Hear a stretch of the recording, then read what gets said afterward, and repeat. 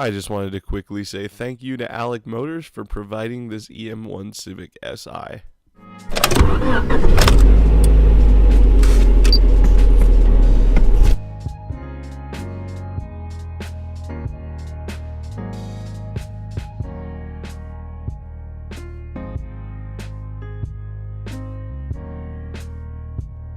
This is an EM1 Honda Civic Si, and in good condition.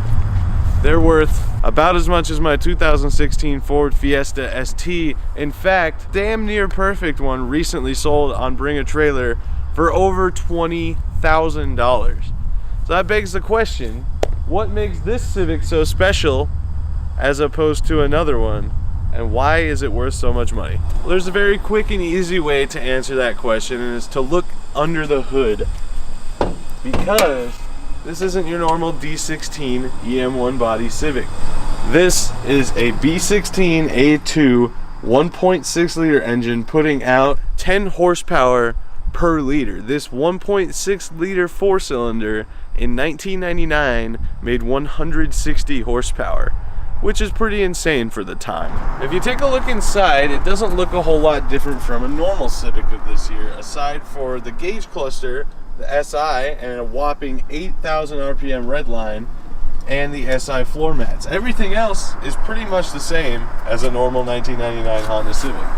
One of the biggest giveaways that you're looking at an SI versus a normal Civic is the mirrors. You can see that instead of sticking out off the body, they're kind of molded in for maximum airflow. The biggest giveaway is obviously this rear trunk spoiler. Not to say that many people who don't have an SI haven't put SI spoilers on their Civics, because it happens a lot. So if you think you're looking at an SI, tread carefully.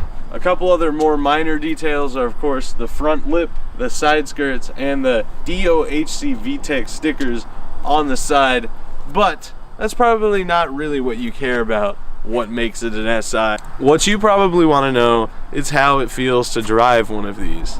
It must be pretty insane because of the amount they're worth. So let's take it for a spin.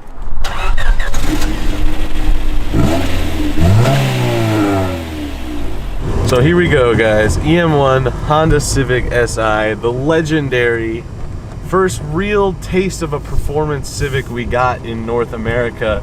The only taste, as far as I know, we got of the legendary B16, even though it's not the B16B that everyone asked for. They broke down, gave us a B series. They gave us a B16. They gave us a performance Civic. The Integra wasn't enough for us selfish Americans. We wanted all the cool little Japanese cars you could buy in Japan. So let's take it for a ride and see how it feels. Oh man, this thing has HIDs. Did you see that sign? This thing has I believe a Mugen short shifter on it, because my god, are the gears way too close for that to be stock. There's no way. But it feels super, super nice. The gears are all extremely definite and really tight.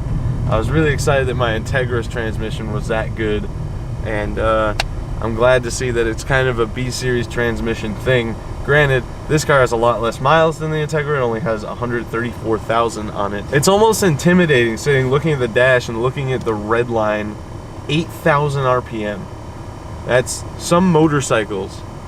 That's about where they top out. Yeah, I know a bunch of motorcycle people are gonna be like, look, dude, we go to like 18,000. I don't know. I'm just spouting things. I don't ride a motorcycle. You look around the interior and it's just, I don't know, it's era appropriate, obviously, but looking inside it, you almost expect more for what people are paying for these things. My buddy has, I think his is a 99 as well, actually, just a automatic Civic DX or whatever, and the interior looks identical, aside from, like I said, the dash. And I'm almost positive these are the same seats that come in a base model Civic. Now we're really getting into it now, boys, to see what this car can do as we enter the school zone. 20 miles an hour max speed, perfect. So anytime I drive anyone else's cars, I get really anxious watching other people. I'm like, this guy's gonna turn out in front of me, I gotta be ready for that. It's probably a blessing in disguise that I'm that way, but it just gives me mad anxiety. I don't want to wreck people's cars, whether it's a $10,000 Civic or a $10 Civic or a Ferrari. So I know everyone wants to know about the VTEC. I didn't subscribe to the idea that VTEC was a tangible thing that you experience until I was really paying attention while I was driving a Honda Odyssey. I don't know when it opens up in this car, but we can find out. I assume it's probably pretty high up in the RPMs considering we have 8,000 of them to work with. All right, let's see. Second gear, give it a little goosage. Not a lot going on there. There it is, 5,500 RPM. Oh man, that's very audible. I mean, it's obviously noticeable. It really is. As soon as that VTEC opens up, it's almost like you're spooling a turbo. That just takes a really long time and doesn't quite pay off as well. All right, let's go. Let's see what we're working with the old SI here. Now, I'm pretty positive based on how low this car is that the suspension is not stock. Wait for it. Ah, there it is. Oh God, what is in the road? A pumpkin. Yes. Okay, we'll go around these pumpkins. It just really wants to be in the high RPMs all the time. When you're not in VTEC, it's not doing anything. But once you open it up,